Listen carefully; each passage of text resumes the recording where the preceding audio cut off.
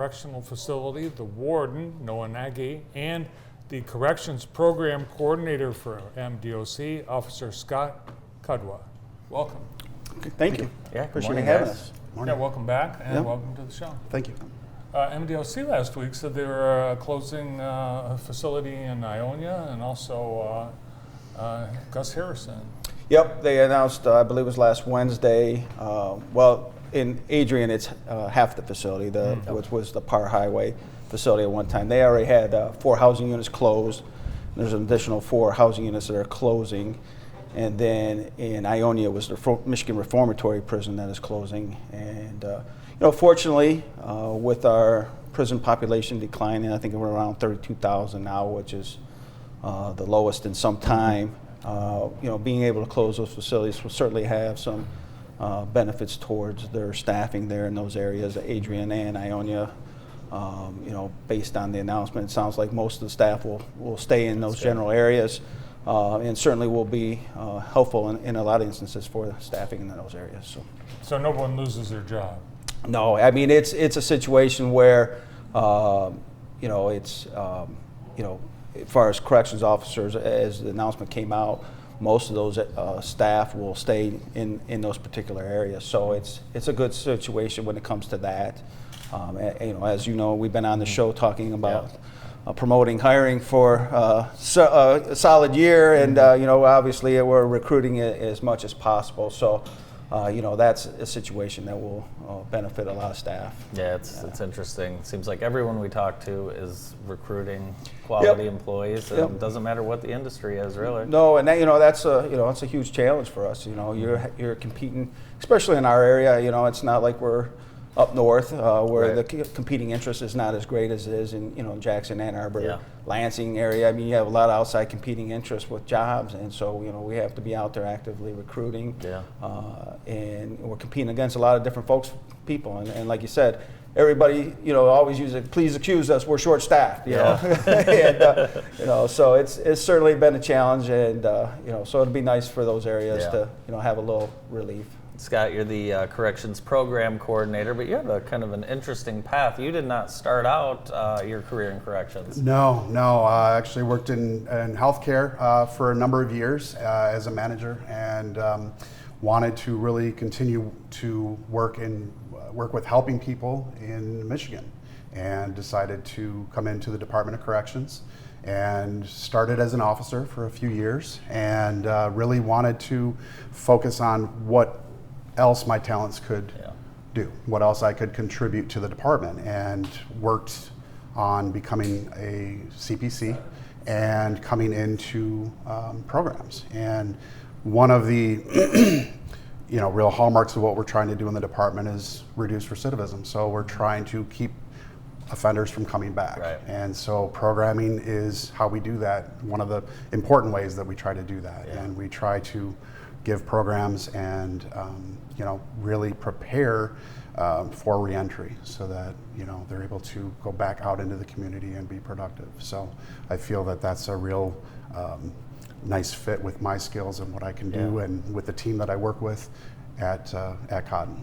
That's awesome. And recidivism is down. It's something like 25%. Yeah, it's 23% in the state, and it's one of our lowest rates, if not our lowest rate all time. I believe it is our lowest rate all time. And when you talk about prison closures, that's certainly factored into that. And I think we're top 5 nationally when it comes to recidivism rate.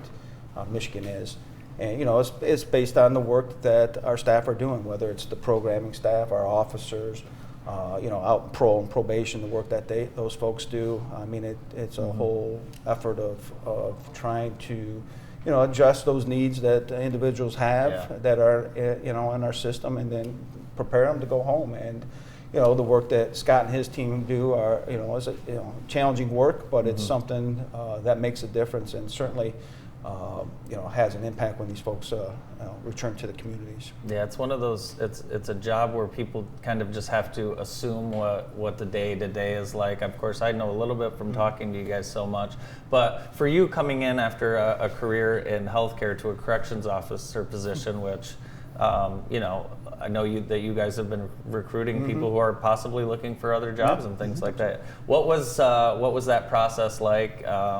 What were maybe some myths that were dispelled right away on your first couple days? Yeah, well, everybody says it's not like it is on TV, and that's very true. Yeah. Very, very true. But the thing is, we are surrounded by the best people every day to do these jobs. Whether officers, all of the other staff, we put our heart and souls into it every day. And we talk about the value of communication, the value of making sure that we're doing the job, holding ourselves to a higher standard every day, and we see that every day.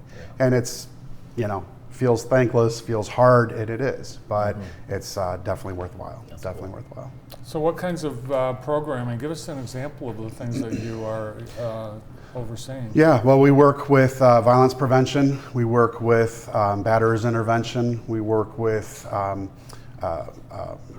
drug treatment or drug counseling sessions, that type of a thing. So we have a number of programs, and we go through based on the parole board recommendations that they have, and then we provide services, and those programs can go from anywhere from 2 to 6 months at a time, and so it's very intensive. And then we also have the college program, we have other programs, reentry programs,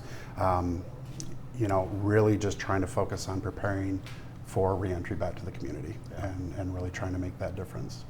And those are people that are engaged because they know that if they're successful in these programs, it's going to help them once they're released. Yeah, I think sometimes they maybe feel like they're kicking and screaming coming into it, but at the end we're typically hearing, you know what, you've really made a difference. You know what, you've really helped me to gain some perspective, and that's really where some of that reward comes. Yeah, and let's be real, it's not easy for prisoners to go back out into society. So all the help and preparation they can get, the better. Have you had some success stories? It's funny. I was walking in this morning, of course, and one of the guys getting ready to go, and he's sitting on a bench, kind of off to the side, and I'm walking in, and all I'm trying to think about is get my coffee and everything, and I hear, "Hey, Mr. K," and I kind of do one of these, and I look, and he's on the bench, and he's one of my guys. He's been in one of the groups, and he had just graduated recently from the group that we had ran for him. And he comes up and he goes, I said, "Well, where are you how you doing today?" He goes, "Well, I'm doing great."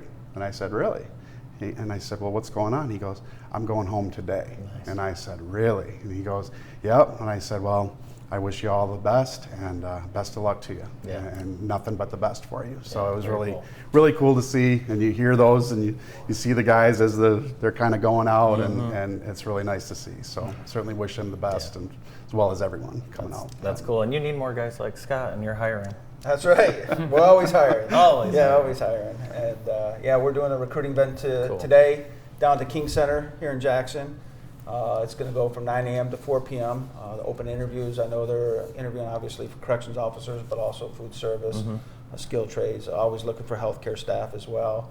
And they're, we have the contact information up on the screen now, and it's just a constant effort to get more folks in, and and working with us, and listening to Scott talk. You can hear that.